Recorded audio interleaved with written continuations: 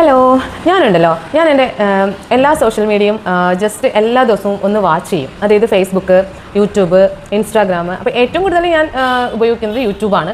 Instagram വളരെ കുറച്ചാണ്, പിന്നെ അതിലും കുറച്ചാണ് ഫേസ്ബുക്ക്. എന്നാലും ഞാൻ നോക്കും, കംപ്ലീറ്റും ഇങ്ങനെ നോക്കാറുണ്ട്. അപ്പോൾ അങ്ങനെ നോക്കിയപ്പോൾ ഞാൻ കണ്ട എനിക്ക് ഇഷ്ടപ്പെട്ട ഒരു വീഡിയോ ആണ് കേട്ടോ, ഒരു ആൻറ്റിയുടെ ഡാൻസ്. അപ്പോൾ ആൻറ്റിക്ക് അത്യാവശ്യം പ്രായമുണ്ട്.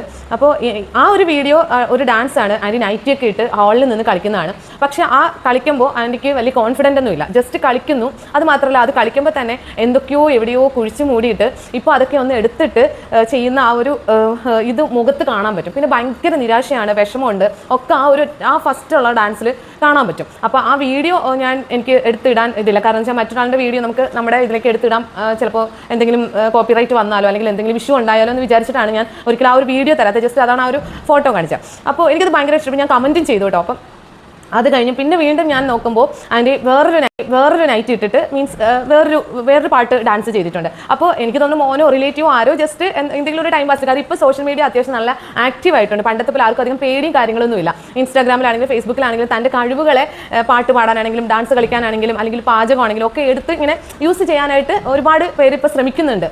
പിന്നെ ഒരു വരുമാനവും അതിൽ നിന്ന് പ്രതീക്ഷിക്കുന്നുമുണ്ട്. അപ്പോൾ അതുകൊണ്ട് തന്നെ തൻ്റെ കഴിവുകൾ ഇപ്പോൾ ആരും അങ്ങനെ ഒളിച്ചു വെക്കുന്നില്ല, മാക്സിമം പുറത്തേക്ക് വരുന്നുണ്ട്. അപ്പോൾ രണ്ടാമതായിട്ട് ആ ഒരു വീഡിയോയിൽ ഞാൻ കണ്ടത് കുറച്ചും കൂടി കോൺഫിഡൻ്റ് ഉണ്ട്, നല്ലപോലെ കോൺഫിഡൻറ്റിലാണ് ആൻറ്റി അത് കളിക്കുന്നത്. അപ്പോൾ എന്തോ ഒരു സന്തോഷം, ഭയങ്കരമായ സന്തോഷം കിട്ടിയിട്ടാണ് ആൻറ്റി കളിക്കുന്നത്. അപ്പോൾ അതുകൊണ്ട് തന്നെ ഈ ഒരു ആൻറ്റിയുടെ കഴിവ് കുഴിച്ചു മൂടി ഇട്ടിരുന്ന ആ വീട്ടുകാർക്ക് വേണ്ടി, സ്വന്തം ഫാമിലിക്ക് വേണ്ടിയിട്ട് തൻ്റെ വളരെ വളരെ ഭയങ്കരമായിട്ടുള്ള ആ ഒരു കഴിവിനെ ആള് മനസ്സിൻ്റെ ഉള്ളിൽ എവിടെയോ ഒതുക്കി അങ്ങ് മറച്ച് അതങ്ങ് തീർന്നിരിക്കുമായിരുന്നു. അതാണ് ഈ ഒരു ടൈമിൽ എനിക്ക് തോന്നുന്നു മോനോ ആരെങ്കിലും പറഞ്ഞപ്പോഴായിരിക്കാം ആൻറ്റി അതിനുവേണ്ടി ചുമ്മാ ഒന്ന് ശ്രമിച്ച് നോക്കിയതാണ്. പക്ഷെ അതിൻ്റെ ഭംഗി അല്ലെങ്കിൽ അത്രയും കഴിവുണ്ട്, അത്ര ഭയങ്കര രസമുണ്ട് കാണാൻ. ഒരു എന്താ നല്ലൊരു ഡാൻസറാണ് എന്ന് കാണുന്ന ആൾക്കാർക്ക് അത് മനസ്സിലായപ്പോൾ ചെന്ന കമൻറ്റും പോസിറ്റിവിറ്റിയും ലൈക്കും അതിൻ്റെ ഷെയറും ഒക്കെ ചെന്നപ്പോഴത്തേക്കും ആൻറ്റിക്ക് ഭയങ്കര കോൺഫിഡൻ്റ് ആയി. അപ്പോഴാണ് ശരിക്കും വീട്ടുകാരും മക്കളും ഒക്കെ തിരിച്ചറിയുന്നത് ആൻറ്റിക്ക് ഇത്രയും കഴിവുണ്ടെന്ന്. അപ്പോൾ അതുകൊണ്ട് തന്നെ ആൻറ്റി നല്ല സൂപ്പർ സാരിയൊക്കെ കൊടുത്ത് ഈ അന്ന് ഫസ്റ്റ് ആ നൈറ്റ് ഇട്ട് കളിച്ച ഒരു ഡാൻസ് നല്ല പോലെ കളിച്ചിട്ടുണ്ട്. അതിൻ്റെ ഒരു കോസ്റ്റ്യൂം ഞാനിവിടെ ഇടാം.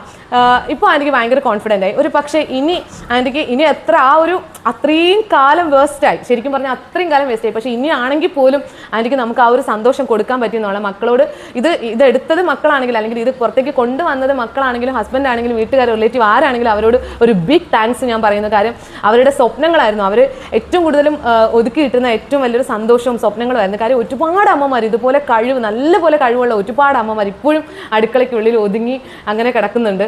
അവരുടെയൊക്കെ ഇതുപോലെ കഴിവും കാര്യങ്ങളും ഒക്കെ നിങ്ങൾ പുറത്തേക്ക് കൊണ്ടുവരണം. ഒറ്റ ലൈഫേ ഉള്ളൂ, മക്കളെങ്കിലും അത് വിചാരിക്കണം പ്ലീസ്.